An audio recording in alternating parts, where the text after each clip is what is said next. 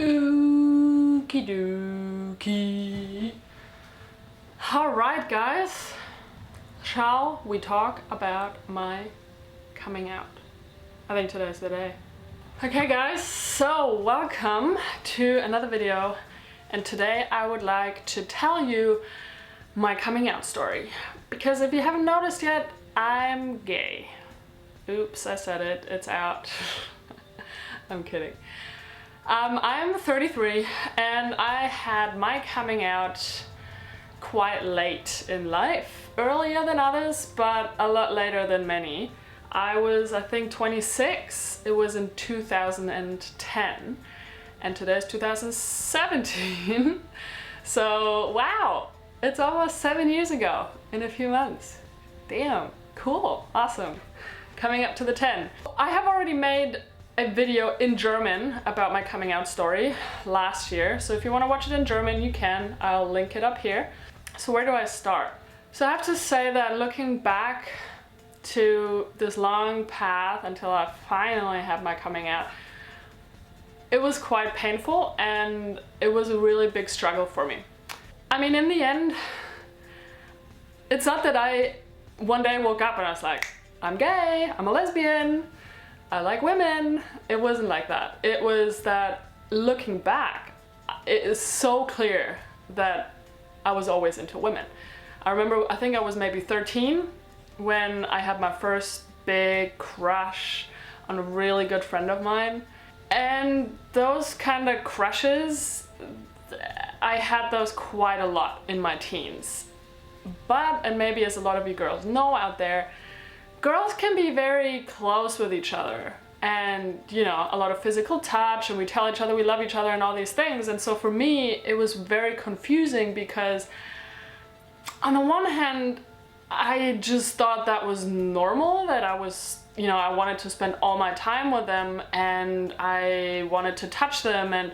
But on the other hand, it was so confusing because a lot of the times I would end up feeling hurt and rejected, and it was so confusing, and I was hurting a lot because, you know, I was in love with some of my best friends back then and I couldn't tell them, I couldn't put into words what I felt, you know, for them. And so what I did, so that was my strategy, because I was very ashamed of what I was feeling. So I decided to just, not consciously decided, but I decided I would just be with a lot of guys, make out with a lot of boys, have a lot of sex, and kind of prove to everyone that I was super, super straight.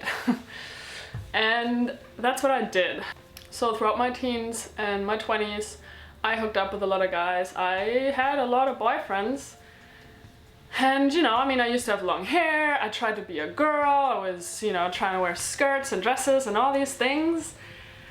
Not ever really feeling comfortable in my skin, and I would have all these experiences with guys in a sexual way, but I was never really enjoying it. In the end, sometimes it was very painful and very uncomfortable, and I was doing things, I was having sex with guys even though I actually didn't want to. It didn't feel good at all. It was almost like I was abusing myself. It's something that I don't feel ashamed about anymore, but I still feel a sense of empathy towards myself back then, because I was hurting so much on an emotional level that I thought, you know, if I could just show everyone that I was, you know, sexually active with guys, then somehow it would make sense to the world, and eventually maybe I would fall in love with a guy properly and enjoy having sex. And in the beginning I would always think that I was in love with these boys, and I would talk myself into enjoying, you know, having sex with them and having sexual intercourse, but I really didn't. And it only usually took sometimes a few weeks and sometimes a few months, and I would be suffering pretty hard, and I would be having sex and just really not wanting it. So eventually I would start kind of faking that I was not feeling well. I would start looking for excuses why I didn't want to have sex, why I didn't want to touch them or kiss them. And I mean, apart from the fact that I was hurting, inside I was really also hurting these guys, and even still now, many years later, I feel really, really sorry for how I hurt these boys. And yeah, I guess I just really always thought I just always thought I would eventually meet the right guy, and then I would enjoy what everybody else is enjoying. There were times when I would ask myself, so how long what's the average amount of time that people have sex together? So that I would know roughly, okay, this is how long I'd have to go through this and kind of endure this, even though I found it really gross and pretty disgusting, because I really didn't like having sex with boys. And it was tough. And at the same time, sometimes when I was with guys, and my longest relationship was almost a year, looking back, looking back, that's pretty crazy.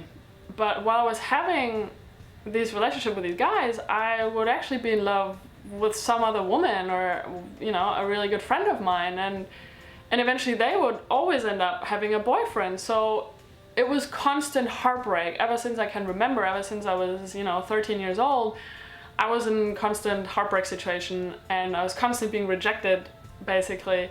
There were instances where I had some experimental experiences with women, and I really enjoyed them, but I wouldn't want to admit that to myself, and I don't know, you're drunk and you make out with the girl. I mean, many girls have done that, and so that would happen. I did have some experiences with girls, but I would just feel so unbelievably ashamed for enjoying that, so that I went straight back into, messing around with guys. And I guess I also grew up, in an environment. I come from a small town in Bavaria in Germany, and I never had gay friends really, or there were no lesbians in my circle of friends. And I really wonder up until today, why was I so ashamed? I was holding it all in for years and years and years. I was holding in all these feelings and that pain and these desires and wanting to be with a woman, and just not being able to talk about it. I couldn't talk about this with anyone. And then, so in my 20s, it kind of became more and more apparent to me that maybe I actually was into women. But at the same time, I just really didn't want that to be the case. It did become more and more apparent, and it almost became harder and harder for me to ignore these feelings and these desires and needs. And I remember, I think it was 2009, I had a friend at the university in Austria, and she was queer, and she identified as queer. And she was the only woman, I think, the only friend that I was able to talk to about this for the very first time. And very cautiously I was telling her about, the feelings and the thoughts I was having about some girls in my life or in the past. And then I took off on a one-way ticket to India. And in India, I met this girl. And she was gay. And she was very open about it. But she had a girlfriend. But we were hanging out in this town. It was me and a friend, and her and a friend, and we were hanging out a lot, and I realized pretty quickly, oh shit, I've got a crush on that girl. I think she's really amazing. And so, but I knew she had a girlfriend, and so, I didn't expect anything. But after we parted ways, I went on to Southeast Asia, and they went on to Europe. I wrote her an email telling her what I was feeling. And that was the first time that I ever told a girl or a woman what I was feeling for her, and that I had a crush on her, and that I was kind of in love with her. And so that was a huge deal. And I didn't tell her because I was expecting her to leave a girlfriend and be with me. I was telling her just so I could open this door and just tell someone. So that was massive, and she was really beautiful, and we had, a lot of email exchanges over several months, and she was really welcoming me, opening up to her about all these things, and it was amazing. Eventually I ended up visiting her in Australia, which is where she was from, and that was maybe, I don't know, more than 6 months later, and I didn't even know she had broken up with her girlfriend. But we ended up getting together, and we ended up falling in love with each other. And she was living in Sydney, so I moved to Australia. I was actually living in Indonesia. I was working as a scuba dive instructor. And then, I moved to Australia for her. And she was my first real awesome, beautiful, amazing girlfriend. And we were together for about 2.5 years. And it wasn't hard for me then to tell people. It was actually pretty quickly. I told my mom, and I told, you know, the rest of my family, I told my friends, and most of their reactions were actually really good. My mom was beautiful. She was like, oh my God, Connie, I don't care who you're in love with, you know, I just want you to be happy. She was, wow, and that brings up a lot of emotions for me, but she was really, really beautiful, and I'm so thankful and grateful that she was so welcoming to me being who I was, because I think I was really ashamed, especially also, you know, in my family and my friends, that people would look at me and be like, oh my God, Connie's a lesbian. That was something I just really never wanted people to look at me like that and be like, oh, she's a lesbian. Like, it's messed up, you know, in a way, but that's how I was feeling. So my sister was beautiful. Even my grandma, she's like, oh, that's, you know, that's great. My dad wasn't so welcoming in the beginning. When I told him, he said that kind of along the lines of that you have to do this to me at my old age, kind of, you know, he's so old, like, really, I have to have my coming out now while he's so old, and now he has to deal with a daughter that's gay.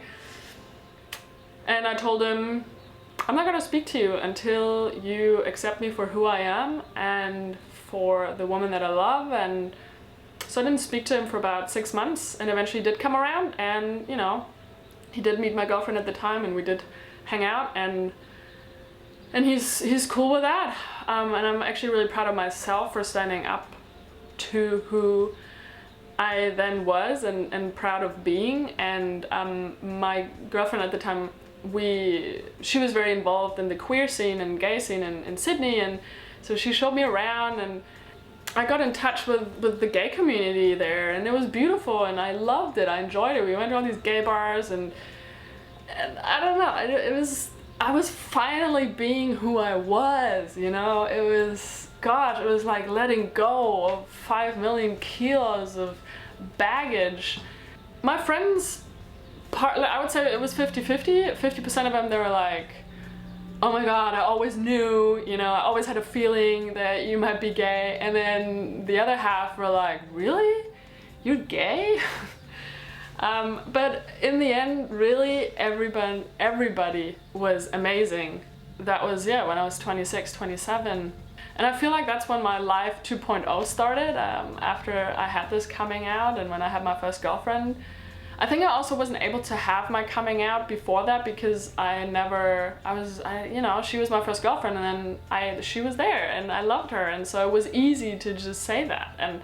But before, I couldn't have had that coming out without having a girlfriend, I guess, also.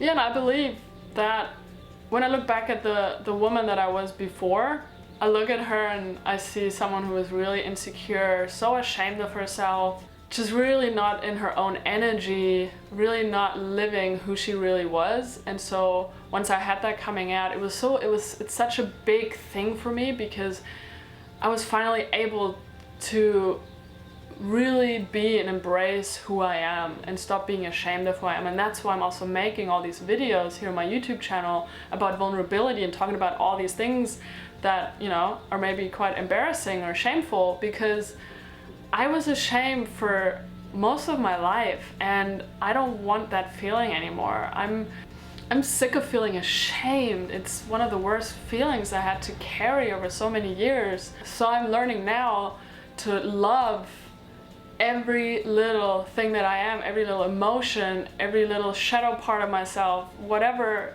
is within me, and to just embrace that and love it more and not less. And I'm sure that the universe gave me the challenge of being gay. I'm gonna call this a challenge just because it was a challenge for me to have this coming out, and it presented me with a lot of, you know, bumps in the road.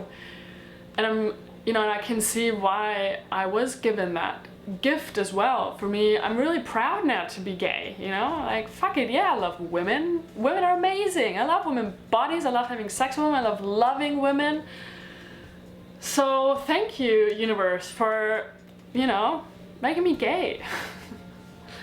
And I just really, with this video, I just also really want to encourage any other woman, any other girl who's struggling with their coming out, with their feelings, with their desires, and it just, even if they don't want to make it public yet, just to be okay with what they're feeling. Everything's okay. Everything, who we are, everything we're feeling, it's all good. It's all perfect. It's all lovable, and it's all worthy. Yeah, and then over the years, you know, I also kind of adjusted, I guess, my looks to more in a way that resonated with me. I realized that I was just never really a girl. I never liked skirts and makeup much and all these things, and so I started to cut my hair off, and I'm not doing this so that I look more gay, or that's just how I like myself. When I look in the mirror, I like myself having short hair. I had long hair until I was 27 or so, and I never liked it, but that's what I thought that was expected of me, so I just kind of endured it, you know, and I feel so much more comfortable in my own skin now that I'm out, that I'm looking the way that I want to look. Gosh. It was a long way coming, guys. A very long way coming. So this is my coming out story, and if you guys have any questions about that, or maybe you would like to share your own little story or whatever it is, just please put it in the comments. I'd love to read your thoughts and connect through YouTube with you guys. And if you like my video, give me a thumbs up, subscribe to my channel, and I'll see you tomorrow in the next video. I love you all. Thank you so much for following.